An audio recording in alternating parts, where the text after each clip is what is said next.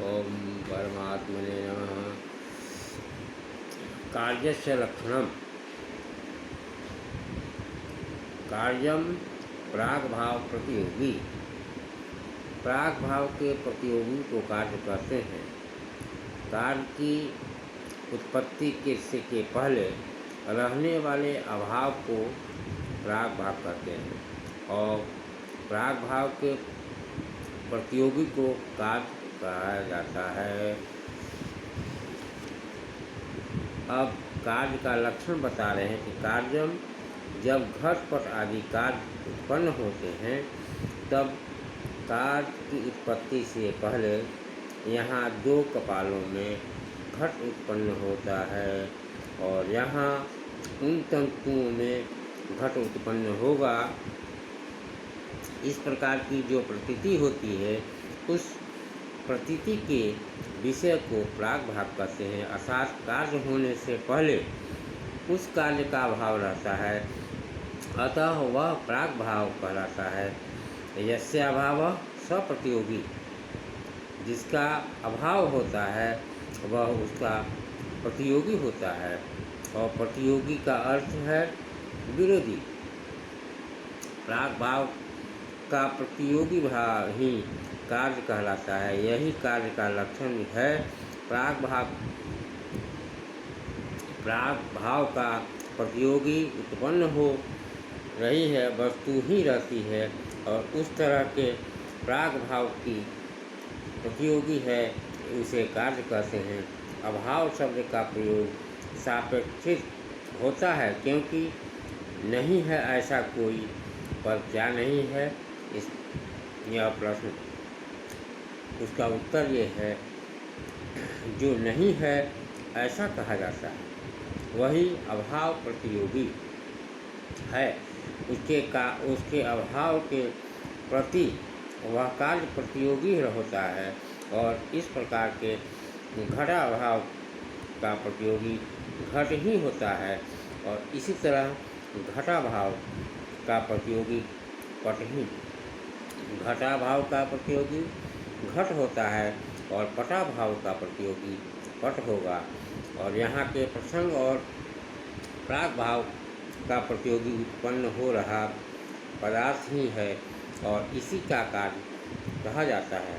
काल आदि नित्य पदार्थों में अतिव्याप्ति रोकने के लिए प्राग शब्द दिया गया है। यदि अप्रभाव प्रतियोगित्व कार्यत्व इतना ही लक्षण होता तो उस उक्त अभाव पद से अन्योन्य भाव भी गृहीत हो सकता है। तब क्या होता? आकाश कालो न, अर्थात आकाश काल नहीं है। इस तरह प्रतीति विषयभूत जो अभाव वह अन्योन्य भाव है और इस तरह अभाव प्रतियोगित्व काल में भी है। अतः काल में अतिव्याप्ति हो सकती है और इसके रोकने के लिए प्राग शब्द का निवेश किया गया है। अतः अतिव्याप्ति नहीं होगी, क्योंकि काल का प्राग भाव कभी भी नहीं हो सकता, क्योंकि काल तो नित्य है। आकांक्षा आदि के निराकरण के लिए कार्य पद देना आवश्यक है। प्रतियोगी पद के लिए असंभव दोष होगा, अतः प्रतियोगी पद देना ही चाहिए। अकार्यस्य भेदः। कार्यस्य भेदः कारणम त्रिविधम, समवायी कारणम, असमवायी कारणम और निमित्त कारण। ऊपर कारण की चर्चा आई, अब उसके भेद करते हैं। कारणम त्रिविधम, समवायी कारणम, असमवायी कारणम और निमित्त कारणम। ये भेद के कारण तीन प्रकार का होता है। अब इसके लक्षण इस पर चर्चा करेंगे। असमवायी कारण से लक्षण तो यत् समवेत कार्य उत्पत्ति से तत्समवायी कारणम यथा तंतवः पटस्य च स्वागत रूपादे, जिसमें समवाय संबंध से रहकर कार्य उत्पन्न होता है उसे समवायी कारण कहते हैं। जैसे तंतु यानी धागा पट वस्त्र के प्रति समवायी कारण है, और इसी तरह घट जो है वह पट के रूप के प्रति समवायी कारण है। और अब समवायी कारण का लक्षण बताते हैं। यत समवेतम,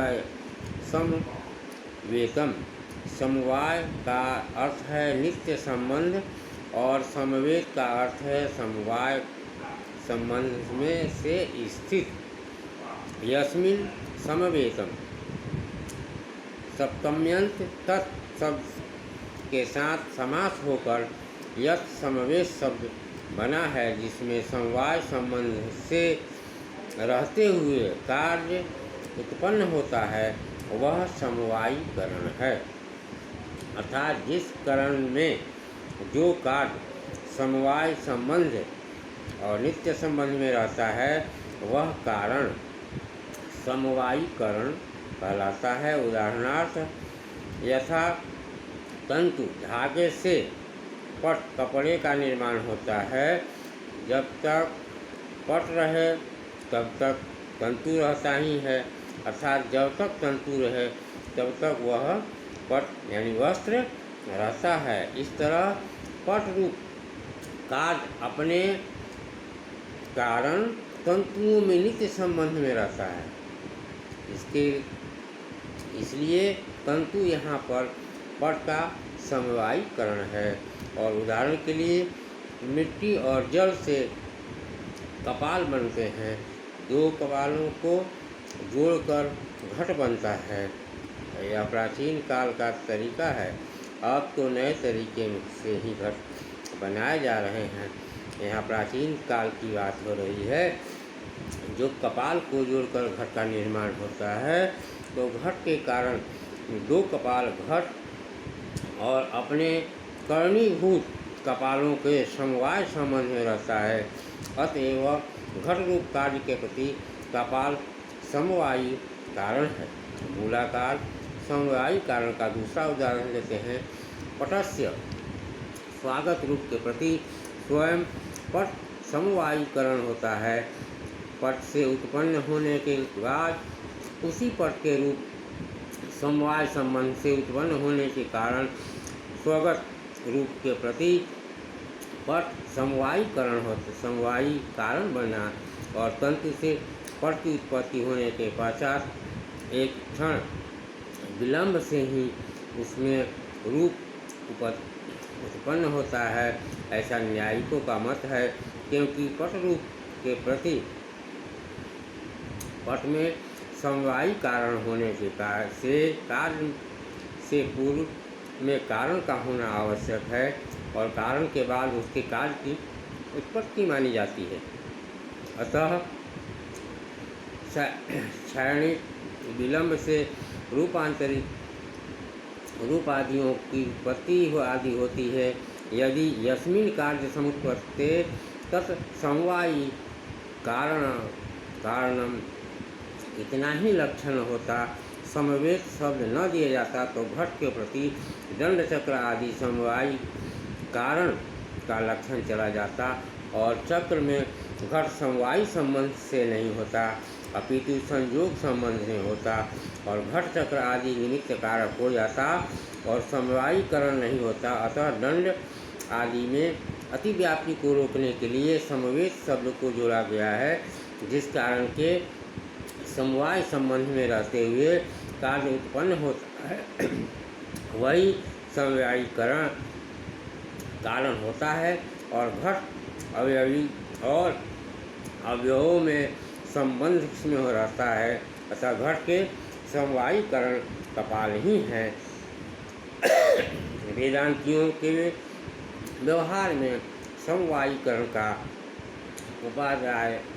उपादान कारण कहा जाता है। यहाँ कुछ बात और समझनी चाहिए। धर्म और धर्मी के में विशेषण बना रहते हैं। जैसे घटत्व का धर्म है, वैसे घट स्वयं धर्मी है, अतः घटत्व धर्म अपने धर्मी घट के विशेषण बन जाता है, अर्थात घट है और इसी व्यवहार से घटत्व धर्म माना जाता है और घट धर्मी हुआ, अतः घट के घटत्व विशेषण हुआ बनता है और इसी पदार्थ अपने भिन्न पदार्थ में विशेषण बना रहता है। जैसे कि दंडी पुरुष होते हैं, यहाँ दंड वाला पुरुष इस वाक्य में दंड विशेषण हुआ और वहाँ वह धर्म पदार्थ संबंध विशेषण बना हुआ है।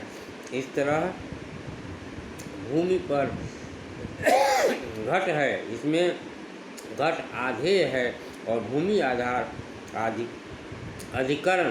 घट में जल है, इस व्यवहार जल से जल आधेय है और घट आधार है।